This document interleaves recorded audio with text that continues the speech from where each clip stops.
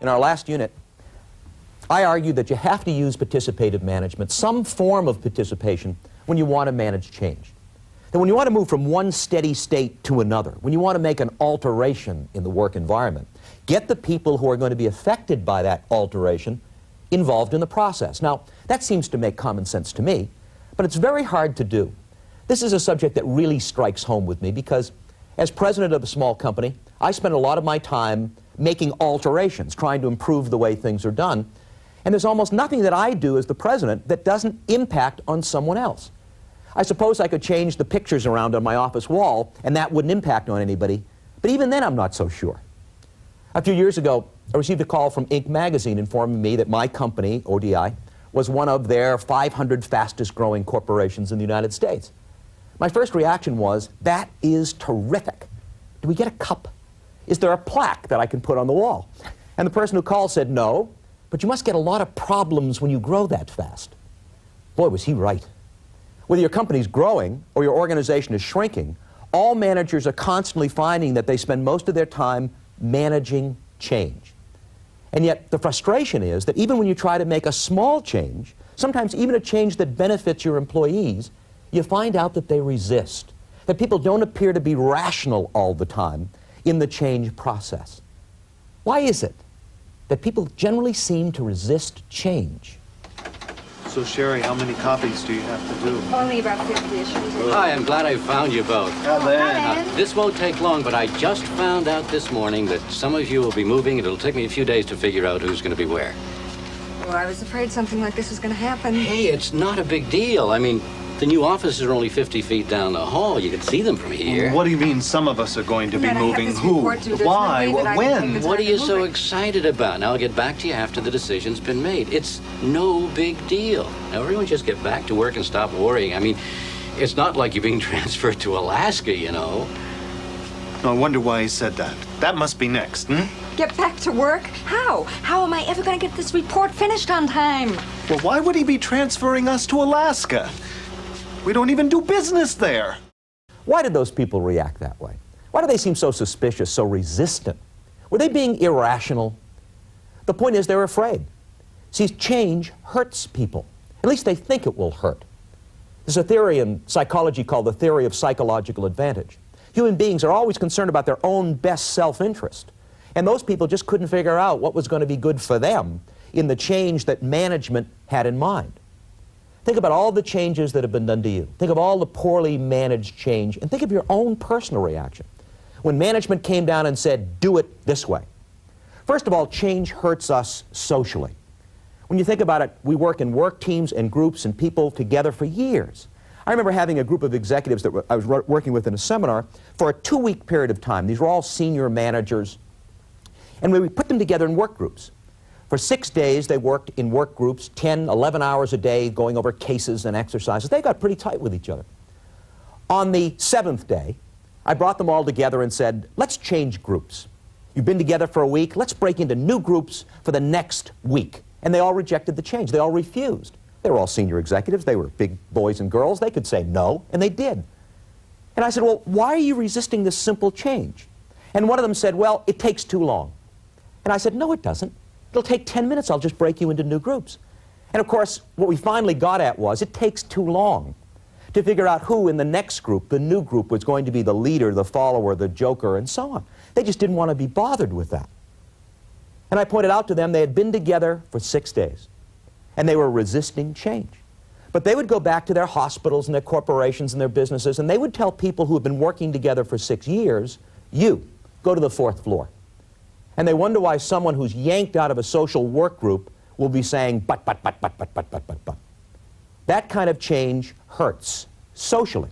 We all have niches in the groups that we work with and the colleagues that we have every day at work.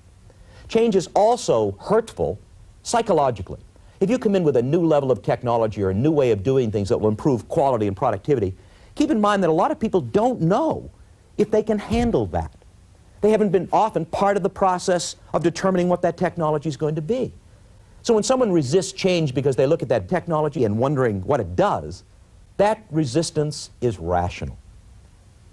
People will also resist change because they perceive change to be economically hurtful. That perhaps this new job means if we improve productivity, they're going to be out of a job. Small wonder that people resist change if they think that their own income and their own security is going to be affected. Maslow could have forecasted that a long time ago. It's interesting, though, that most changes in organizational life that improve quality and productivity don't eliminate jobs. They save jobs. They add to the productive output of an enterprise. So when people resist change, remember that it's rational. And what you have to work on are the rational aspects of managing change. Fritz Roethlisberger, a professor who ran the Hawthorne studies, summarized all of our thinking about the management of change into what he called his X chart. What the X chart shows is that it's not the change itself that determines a response to change. It's an attitude about change. And that attitude is composed of the individual and his background, the social environment, the change itself. Lumped all together, that determines how people respond to the change process.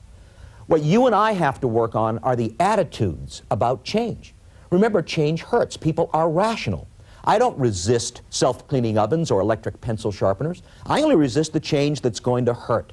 And that's true of you, and it's true of all the people who work for us. And yet, how do we, as managers, often go about managing the change process? If you decide tomorrow that you want to improve quality or productivity, how are you going to get your employees to do that? It's almost as if we consider our employees to be some kind of animal, to be, for example, rats. Let's assume that I'm asking you to make rats run from this side of the table to this side of the table.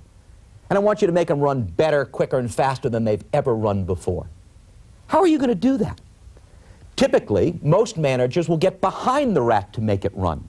They'll get behind the rat and beat it. Jump and I'll tell you how high. That used to work in the old days with the old kind of rats. But our rats don't respond to that very well, as many of us have found out.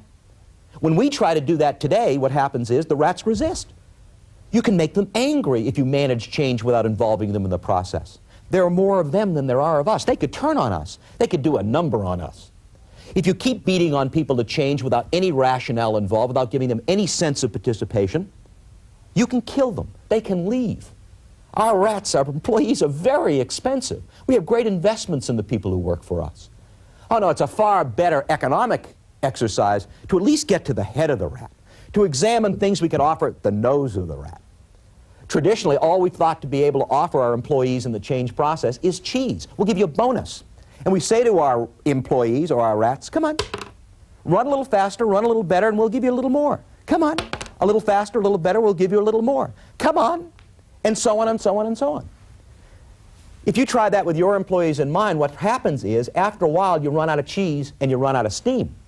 When the rats don't budge, the typical reaction of management is something is terribly wrong with the rats. You got defective rats. They don't make them like they used to, by gosh. When the fact is, we have done nothing in the change process most of the time to reduce resistance, to co-opt, to bring in, to make them part of the change process, rather than jerk them around by the change. How do you go about reducing resistance to change? It's called unfreezing. A famous social psychologist by the name of Kurt Lewin said that when you want to manage change, the first thing you have to do is unfreeze the old ways, reduce resistance, then make your change, and then refreeze. In this unit, we want to talk about unfreezing and how participative management helps unfreeze resistance to change. For example, one plant manager I know had to open up a new plant. He had to move 2,500 people a distance of about 12 miles to a new plant. He spent 6 months preparing, unfreezing his organization to do that. He spent 6 months of interviewing employees in the plant, 6 months of office workers picking out their own colors in their offices within a limited selection, 6 months of people taking bus rides to the new plant site to see where their machines or office or desk was going to go. When he finally wanted to make the change itself, all he said was, change. And 100 people got up and made a left turn and went to the new plant.